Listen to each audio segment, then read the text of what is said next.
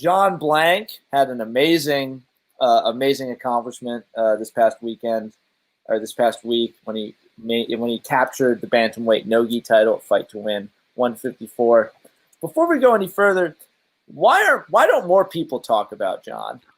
I mean, I think I never see him getting like the shine I feel like he deserves, and maybe I'm just crazy. Part of it is he doesn't compete as much. Yeah. He's not really out there putting it on the line. He just opened up his school, his own academy not too long ago. One of my friends, Jared Alexander, shout out to Jared, one of my old brown belts from the gym that I train at, trains up there with him now in Pennsylvania, Bethlehem. Is it Bethlehem? I think it is. I've trained with him in his gym in Pennsylvania before, and John's amazing. He's really freaking good, like superhuman, strong, like some kind of like Thor fits. Someone, I was gonna say it's like some kind of Norse god. I remember watching him compete back when he was a purple belt. He was on the same card, the same Zapatero card that I was on. I think he got beat by Gordon Ryan or maybe Jesse Ray. I can't remember who beat him, but I think the main thing is he just doesn't compete enough. And when he did compete, he was on that Kasai. When he lost to I don't think he had a great showing at the Kasai. I think he lost to Craig Jones, and I think he lost a couple other matches when they did that round robin thing. But Thor is a force to reckon with. Anyone that can submit Rasimir Pujols, or not Rasimir Pujols, who was it? The Russian bear. What the hell is it? Chiznaev. I can never remember his damn name. I forget. I can't think of his name anyway.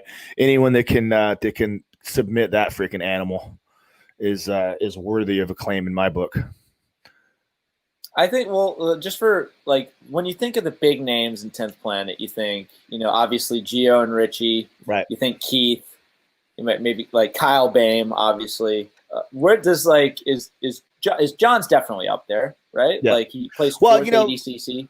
The thing about John too is he has managed to make himself to stake himself a claim in the jiu-jitsu world in general outside of the submission only 10th Planet niche. You know what I'm talking about? Because when you think of guys like Boogie, and you think of guys like Gio, and you think of guys like Nathan Orchard and some of the other dudes that are the big names. Yeah, that are the big names in the submission only 10th Planet system. They are known as kind of EBI guys, submission only guys. They kind of stick to that circuit, and they haven't really had the same crossover appeal into ADCC and IBJJF type formats. Thor, because he did so well in the trials, and then he got the invite into the ADCC and showed himself to the ADC.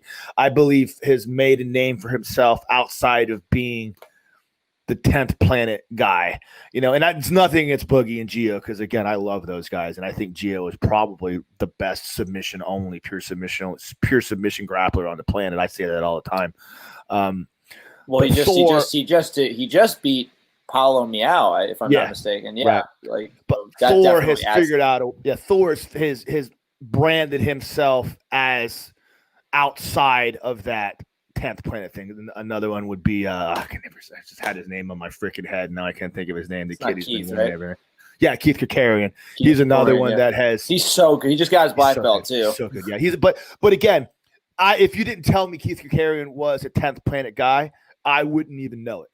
I didn't realize he was with 10th Planet until we had him on the Old Man Grappling Hour. I realized, oh shit, you're a 10th Planet. He's made himself a name outside of being one of those 10th Planet guys, which is something that's something special about Thor too.